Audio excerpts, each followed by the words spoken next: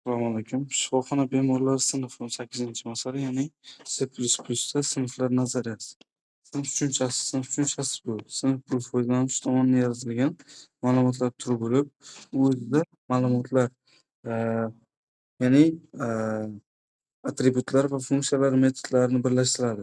Kirish darajasi, ya'ni private va publicga bo'linadi ikkita qismga. Private'da faqat ichkarida qilinsa, publicda esa sinf tashqarisida foydalanish mumkin. Konstruktor va destruktorlar. Ya'ni konstruktor bu obyekt yaratilganda avtomatik chaqirilganda maxsus funksiya bo'lib, bu obyekt xususiyatlarini boshlang'ich qiymatga so'zlaydi. Ya'ni bu vazifasi konstruktor. Shu obyektlarni so'zlash.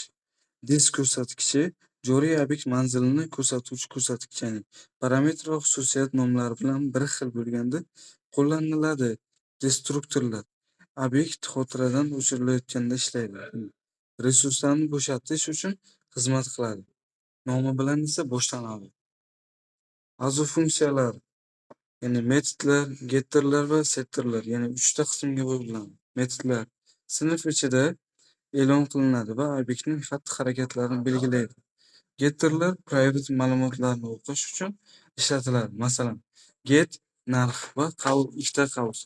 Setterlar private ma'lumotlarni o'zgartirish uchun ishlatiladi. Ya'ni shu private ma'lumotlarni setterlar orqali o'zgartiriladi. Obyekt massivi C++da bir xil turdagi nechta obyektlarni saqlash uchun massivlardan foydalanamiz.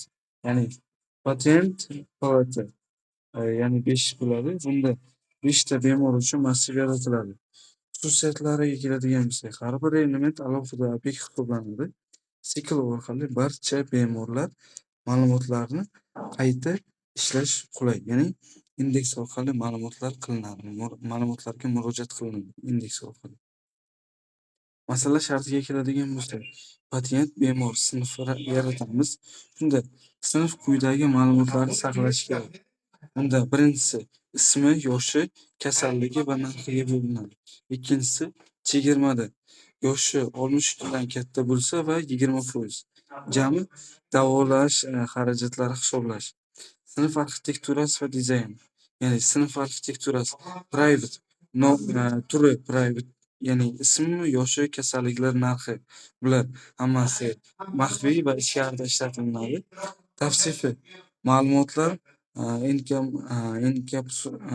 inkapsulyatsiyasi, ya'ni shu ma'lumotlar tavsif bo'ladi. Va publicda patents, ya'ni konstruktor parametrlari bilan. Public display'da esa ma'lumotlar ekranga chiqarish uchun, public call discount'da esa chegarani hisoblash, ya'ni 20% ni hisoblaydi. C++ kodi sinf e'loni. Class patentsi, ya'ni private string ismi, int yoshi, string kasalligi, double davolanish narxi, ya'ni public patents. Funksiyalar realizatsiyasi. Double patents call discount if bilan ochiladi va yoshi qovus ichida yoshi oltmishga yoshiga katta qilib oltmish, return bilan davolanish narxi ko'paytiruv 0.2. Return 0.0 bilan yopiladi va void patents bilan shu buyruq beriladi. Bunda main funksiya va natija int main bilan beriladi va patents bemorlar 5 ta va ikki tomonga ochilgandan keyin bu o'rtada 3 ta nuqta bilan, ya'ni 5 ta obyektni chaqiriladi. Bunda 5 ta obyektga buyruq beriladi. Double jami 0 bilan yopamiz va for qavs ichida int i 0 ga, int i katta 5 ga va int plus++ga bo'ladi va qavs yopiladi. Bunda xulosa qilib aytganda, ushbu loyihamizda biz C++ning quyidagi imkoniyatlarini o'rgandik. Ya'ni sinf, klass, obyektga yo'naltirilgan dasturlar asosi inkapsulyatsiya, ya'ni ma'lumotlarni private qilib himoyalash.